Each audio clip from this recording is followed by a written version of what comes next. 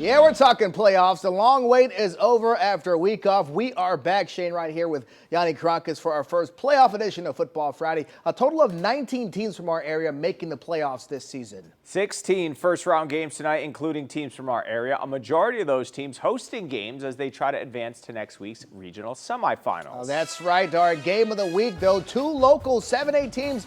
Palm Beach Central, a 6 seed, heading on the road to play a 3 seed in Fort Pierce Central, a team with only one loss on the season. As far as our records show, first ever meeting between the Broncos and Cobras. Opening drive for Palm Beach Central. Chance Routson pump fakes, then rolls out, waiting for his guy. Antoine Perry makes the diving grab. Touchdown Palm Beach Central. Cobras come right back. That incredible 9-1 regular season, their first winning year since 2016. Drew LaPlante rolls out, Dwayne Simon there, and this game is tied. Cobras then doing it with defense, getting it to the quarterback. A desperation throw is intercepted by Jeremiah Owens, and they cash in on the turnover. A.J. Hill, direct snap, plunges in for the go-ahead score to make it 14-7. Back and forth we go all night. Palm Beach Central's turn. Routson will keep it himself, getting some nice blocks. That ties the game. This game goes right down to the wire. Fort Pierce Central holds on 28-27, a playoff win years in the making. In 1A, Benjamin, a bit of a surprise playoff team. They did play a tough schedule, though. Here they are playing Cardinal Newman in the first round. Newman up 21-0 in the second quarter. Bucks with the ball, but watch Adam Balagrin Ali bust through the line, lay down the law on the running back. The big TFL for the Auburn commit. 2 plays later, Benjamin back to punt on their own 1-yard line. And one thing that can't happen right there happens. The snap goes over the punter's head for a safety. It's 23-0 Crusaders. Next Newman possession, watch this run by Phoenix Donger. Let's count how many tackles he breaks. Not 1, not 2, not 3, not 4. How about 7 missed tackles? He finally pushed out of bounds, but guess what? The play's called back. Holding. But wow. Newman had like a 1st and 40 on this drive, but on 4th down, Jerron Hughley heading to West Virginia next year, but tonight he was on a mission to get to the end zone for the Newman touchdown. Crusaders cruising to the next round, winning 37-0. All right, Jensen Beach as district champs getting to host Miami Norland, and man, that's a tough matchup for the Falcons. Already down 21-0, trying to get something going on offense. Dre Lott airs it out. Ball is tipped in the air and picked off by Alan Blackshear, and Blackshear is heading the other way. Down the sideline he goes, cuts in, jukes a few more defenders, put him on skates. That is a pick 6. Norland up 28-0. Next possession, and Lott will again go deep. Check this out. An incredible catch by Sylvester Brinkley. David Tyree style, catches it off his helmet, but that drive would stall. Lott is gobbled up by a slew of Norland defenders as they get the sack. And right before the half, Vikings extend their lead. Kevin Peoples on the rushing touchdown. Jensen Beach's season comes to an end, 49-14. Back in 7A, district champ Santa Lucia is hosting Columbus out of Miami. They were state runners-up last year. Tough team to play in the first round. No score first quarter. Columbus driving, though. The junior quarterback, Kingston Rust, already has an offer from FAU. Pulls it down and just wills his way into the end zone for the Columbus touchdown. They lead this thing 7-0. Back come the Chiefs trying to respond. Junior running back Kelsey Gerald. He also has a slew of D1 offers. Florida State, one of them. Here's a good reason why. Continues to drive his feet, getting help from his teammates. It's a first down inside the 20 for Santa Lucia's. Later in the drive, Jackson Maricone swings it out to Elijah Vilna. Another nice gain for Santa Lucia's, but the Columbus defense would hold them to a field goal attempt. And Christian Clavijo, another junior, has an offer from Florida, knocks the field goal through to make it a 7-3 game. But guess what? That was the only points of the game for Santa Lucia's. They lose big, 28-3. Now to the defending 6A champ, West Boca, going for back-to-back state championships, of course. The Bulls with just 2 losses on this season, won an overtime thriller against Cardinal Newman. West Boca, a 2 seed in 6A, getting a visit from Largo, who made the long trip from just north of St. Petersburg. An 8-2 regular season for West Boca, 6-4 for Largo. Bulls hitting the ground early and often. Third quarter, Trey Moran, quarterback keeper, slivers through the defense to extend the Bulls' lead. As good as the offense was tonight, defense just as stellar. Look out, Trey Mitchell on the far sideline. That's a West Boca interception. And they're not done. Another big defensive play. They forced the fumble. It's the Big D tackle, Langston Weatherspoon. That's a scoop and score for West Boca. And it wouldn't be a Bulls highlight without some Javian Mallory. The future Miami Hurricane runs in the touchdown. West Boca on a march to defend their state championship, wins 35-7. They'll host Eastlake next Friday. In 5A, a near perfect regular season for Atlantic. Just one loss. The Eagles hosting North Miami.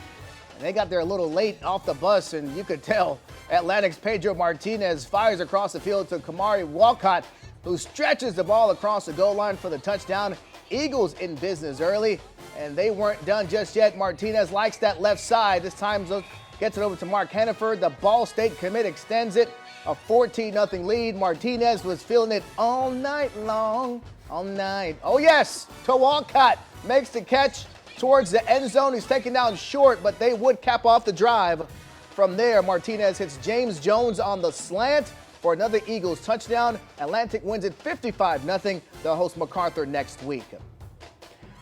Still to come after the break, Jupiter tries to continue their perfect regular season into the playoffs, and we head up to the Treasure Coast as Vero Beach starts its march to the state championship. We're back right after this.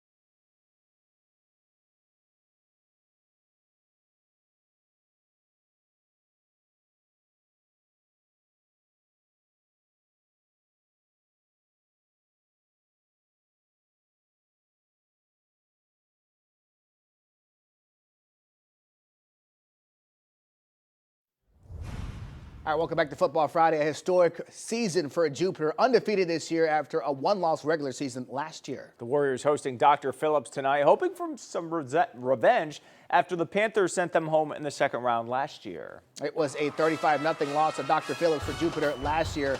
Jupiter down 24-14 in the fourth, but here they come. Andrew Embick over to Raul Harris, puts his head down and dives across the goal line for the touchdown for Jupiter. But from there, the Jupiter defense unable to come up with a stop to get the ball back. So you know what that means. For the second straight year, Jupiter knocked out by Dr. Phillips. 24-21 is your final.